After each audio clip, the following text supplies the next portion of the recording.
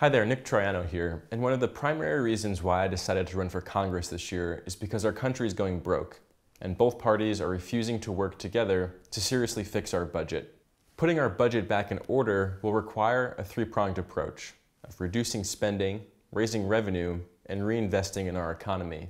This was the approach taken by former Republican Senator Alan Simpson and former Clinton White House Chief of Staff Erskine Bowles in the 2010 National Commission on Fiscal Responsibility and Reform. The Simpson-Bowles Commission report, which I've spent the past few years advocating for, included one proposal that I believe would be a good starting point for the Congress. That is, establishing a Cut and Invest Commission. Over the next decade, this commission would be tasked with cutting over $200 billion in low-priority government spending and reinvesting half of these savings in high-priority areas of the budget. On one hand, there is no shortage of areas to cut spending within our budget. Last year, the Government Accountability Office, or GAO, released a report that gave 162 examples of areas of the budget that were wasteful, duplicative, or inefficient, totaling what's estimated to be over $95 billion of spending a year. That includes, for example, 3 separate programs, each administered by both the USDA and the EPA, that's focused on providing grants for clean rural drinking water. It also includes 76 programs across 15 agencies, totaling $4.5 billion, that's focused on drug prevention and treatment. The GAO found that 59 of these programs overlap.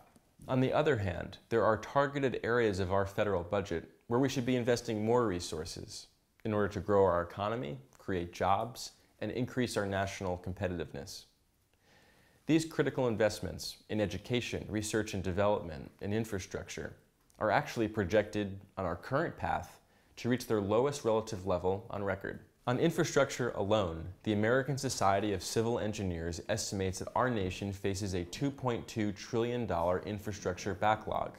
That includes right here in Pennsylvania, where over half of our 1,500 dams are rated high hazard.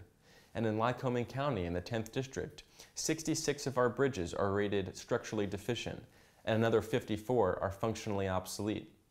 Our country just spends 2% of our economy on infrastructure investment, compared to Europe, which spends 5%, or China, where it's over 10%.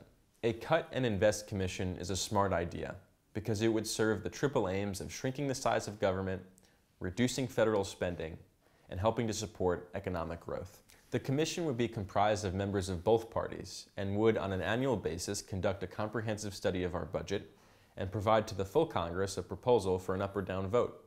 This is a process modeled after the success of the Base Closure and Realignment Commission.